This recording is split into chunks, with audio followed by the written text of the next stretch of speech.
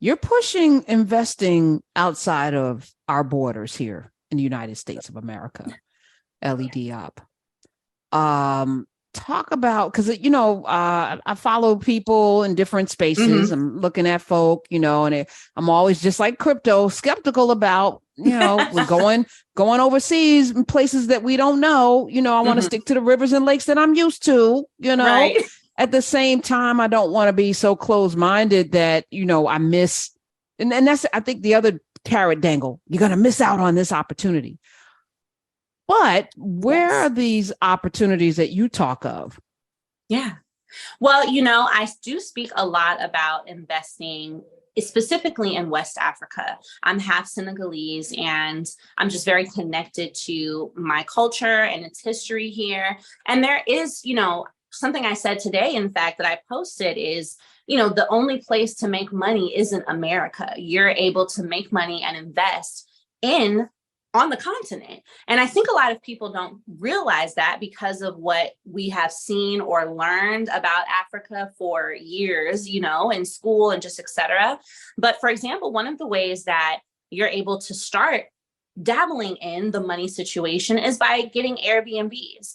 This doesn't mean you need to go and buy property first, right? If you want to take your time, or if people want to take their time before they actually buy land here, getting Airbnbs and furnishing them, hosting them on Airbnb, VRBO, booking.com, and making passive income in that way. I have Airbnbs here that, I don't live here, but I essentially manage from across the world in America. And those make money every single month. So that's a Wait, great where way to where get is here? started. Are you in Senegal I'm in now? Senegal. I'm in Oh, Senegal, West girl. Okay, Africa look, right this now. is Yeah. this is what I love about this show. We could talk to people across the Across the water. whole world, Okay, girl. I am so in Senegal, West Africa. how do you, so I when I went to Ghana, I was talking with a woman who owns like a gas station, because I'm gonna be in them streets talking to people that are Yes. doing things, and she has several properties. And I understand that you can buy property, but people can be squatting on it if you're not there. Like, so you got to be careful. Just because you got an Airbnb doesn't mean that people are like, hey, someplace to live. All right, it's got running water too, I'm here. And then I'm you got a here. whole other issue to try to get people. I mean, there's people that do that in America, United States of Right. America. So how do you safeguard against the Yeah. squatters, Ellie? No, that's such a great question. And it's a very real thing. Like you said, they even do that, back home in America. But that's a very real thing. And one of the things that I often encourage is building relationships with some people on the ground. So if you are going to invest, whether it's actually buying land or property or starting businesses, or doing Airbnb in, another country, and in this case, another continent, go there at least once or twice to build relationships, build trust with. Typically, I only recommend you start an Airbnb at a place that has a security guard, or you can hire one. And the equivalent of that could be $200 a month, American dollars. And that's a very good salary in most West African countries. Making sure that you have a relationship with the person who actually owns the property where you are hosting the Airbnb. And in that way, now there's a mutual interest, right? They want to make sure that everything is good because it's their Right. property. And you also want to make sure everything is good because you're making money from that space. And Walk us through typically with what I'm that, sorry. I'm sorry, Ellie, because mhm, I'm looking at the time and I want you to walk us through. Okay. Is yes, it in a complex? Is it because when I stayed in Ghana, I stayed in this new development and it had a yeah, gate, but the gate was manned by a human being that would open the gate and come out. I was like, no, just because the electricity is shaky, right? So it could go out and you don't want to be like at the mercy. So it was somebody sitting at the gate and I was like, oh, this is interesting.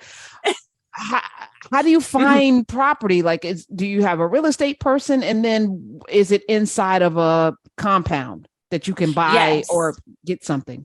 Walk us through that. Yes. So the properties are going to be inside of a compound. These can be, 10 units or as large as 100 units. And there's typically two ways that I recommend actually finding the apartment.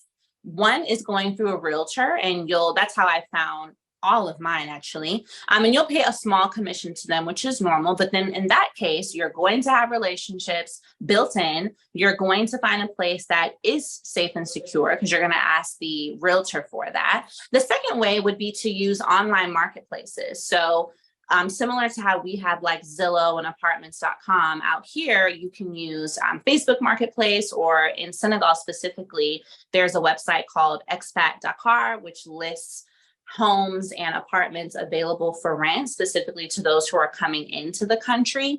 And from there, what I found is, because we have some gates like that here too, girl, where it's really not automated. It's somebody opening the gate, but it is very, very safe. And you can feel confident knowing that what you have in your belongings are secure, because the same structures I use for my Airbnbs in America, such as, Ring doorbells, automatic locks, lock boxes, and etc. You're using the same thing here because you're connecting it to Wi-Fi, you have cameras. So you're really able to have that same structure implemented, but you have a much larger profit margin here, because where in America, your rent could be $2,000 a month. Here, your rent for a 3-bedroom, 5 minutes walking from the beach is $600 a month, but you can rent it for this. You can Airbnb it for the same amount. Yes. As you could. Oh, okay. So you're renting it for 600, and then Correct. you're Airbnb-ing it for 2,000 to Americans coming to travel. Come on, yeah, through, or Ellie. even more at $100 a day. Girl, $100 a day. Oh, I like this. You see? Okay. You see? Yes. Do we have to take this Elevated Academy course to get all of this goodness? Yes. So at the Academy, I have an entire Airbnb international class where I teach how to get started, how to find your location. I encourage people to come to West Africa, but you can really run this play and the structure that I show in Brazil, Portugal, wherever you want to go. You can make it happen. I see what you did there. I see you did that with the passport bros. I see you, Ellie. Mm-hmm. Exactly. So, yep, they can get the, you all can get the Airbnb masterclass at elevatedacademy.com. And you have lifetime access to that. So if you want to try this year and then do it again in 10 years, given that everything is the same, it'll still apply.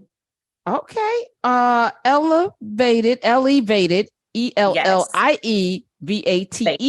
Academy.com. Get all of that goodness. And listen, what time is it in Senegal?